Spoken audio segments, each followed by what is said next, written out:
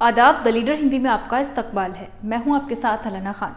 इस्लामी दुनिया की पहली महिला प्रधानमंत्री बेनजीर भुट्टो 1 दिसंबर 1988 को न सिर्फ पाकिस्तान की बल्कि आधुनिक इतिहास में इस्लामी जगत की पहली महिला प्रधानमंत्री बनी थी।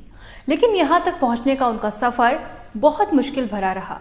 साल 1988 से 90 में और फिर 1993 से 96 में पाकिस्तान के प्रधानमंत्री बतौर उनके 2 कार्यकाल रहे।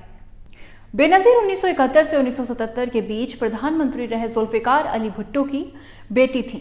कराची में 21 जून 1953 में जन्मी। हार्वर्ड विश्वविद्यालय 1973 में ग्रेजुएशन किया और फिर 1977 में ऑक्सफोर्ड विश्वविद्यालय से दर्शन शास्त्र, राजनीति विज्ञान और अर्थशास्त्र का अध्ययन किया। राजनीतिक जीवन के दौरान 27 दिसंबर 2007 में रावलपिंडी में उन पर हमला किया गया, जिसमें उनकी मौत हो गई।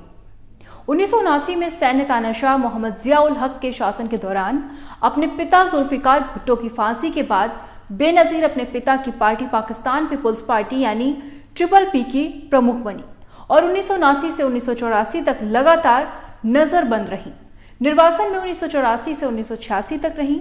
मार्शल लॉ हटने के बाद पाकिस्तान लौटी और जनरल जिया के राजनीतिक विरोध में सबसे प्रमुख चेहरा बन गई। तभी पाकिस्तान की रियासत में टर्निंग पॉइंट आया। अगस्त 1988 में एक रहस्यमय विमान दुर्घटना में राष्ट्रपति जिया की मौत हो गई। सैन्य सत्ता फिर लोकतांत्रिक ढांचे में आने को तैयार हो गई।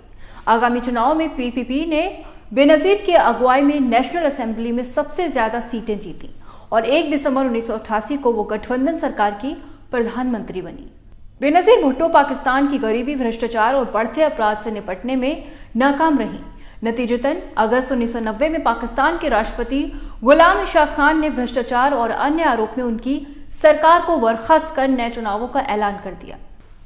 अक्टूबर 1990 के राष्ट्रीय चुनाव में PPP को हार का सामना करना पड़ा और नवाज शरीफ सरकार के विपक्ष का नेतृत्व किया। अक्टूबर 1993 में हुए चुनावों में PPP को बहुमत मिला और गठबंधन सरकार की मुखिया बनी।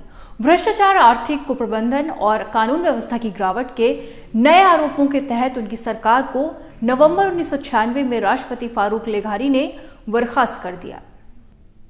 1997 के चुनावों में मतदान प्रतिशत कम रहा। तब भुट्टो की PPP को शरीफ की पाकिस्तान मुस्लिम लीग पार्टी से निर्णायक हार का सामना करना पड़ा। ब्रिटिश और स्विस सहयोग से शरीफ के प्रशासन ने भुट्टो के खिलाफ भ्रष्टाचार के आरोपों पर कार्रवाई जारी रखी। 1999 में बेनजीर और उनके पति विवादास्पद व्यवसायी व सीनेटर आसिफ अली जरदारी जेल गए। दोनों को लाहौर की एक अदालत ने भ्रष्टाचार का दोषी ठहराया था। लेकिन 2001 में सुप्रीम कोर्ट ने सरकारी सबूतों के अभाव के आधार पर फैसला पलट दिया। 1999 में जनरल परवेज मुशर्रफ के सैन्य तख्ता पलट के बाद नई बाधाएं खड़ी हो गई थी। स्थायी वारंट के चलते वो 1990 के दशक के आखिर तक लंदन और दुबई में निर्वासन में रही। मुशर्रफ के 2002 के फरमान ने प्रधानमंत्रियों को तीसरे कार्यकाल की सेवा करने पर प्रतिबंध लगा दिया और उस साल हुए चुनावों में बेनजीर को चुनाव में खड़े होने की मंजूरी नहीं मिली। इसके अलावा 2000 में बने कानून के आधार पर अदालत द्वारा दोषी व्यक्ति को पार्टी कार्यालय संचालित करने पर भी प्रतिबंध लगा दिया गया। इसके बाद उनकी पार्टी ही खतरे में आ गई। इस उठापटक में PPP को 2 हिस्सों में बांट दिया गया। पाकिस्तान पीपुल्स पार्टी सांसद यानी 4 टाइम P नामक एक नई शाखा बन गई। PPP को 2002 के चुनावों में भाग लिया, जिसमें उसे अच्छे वोट मिले। सैन्य सरकार के साथ सहयोग के लिए बेनजीर भुट्टो की शर्त कि उनके और उनके पति के खिलाफ सभी आरोपों को वापस लिया जाए को खारिज कर दिया गया।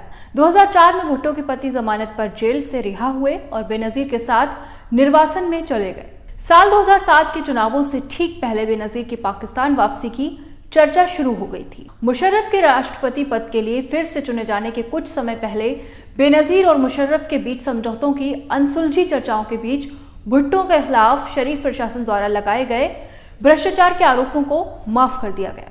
सुप्रीम कोर्ट ने मुशर्रफ के माफी देने के अधिकार को असंवैधानिक बताते हुए चुनौती दी। फिर भी अक्टूबर 2007 में भुट्टो 8 साल के निर्वासन के बाद दुबई से कराची लौट आए। उनकी वापसी के जश्न में उनके काफिले पर आत्मघाती हमला हुआ, जिसमें कई समर्थक मारे गए। कुछ ही समय बाद भुट्टो की दिसंबर में इसी तरह के हमले में आगामी संसदीय चुनाव के प्रचार के दौरान हत्या कर दी गई।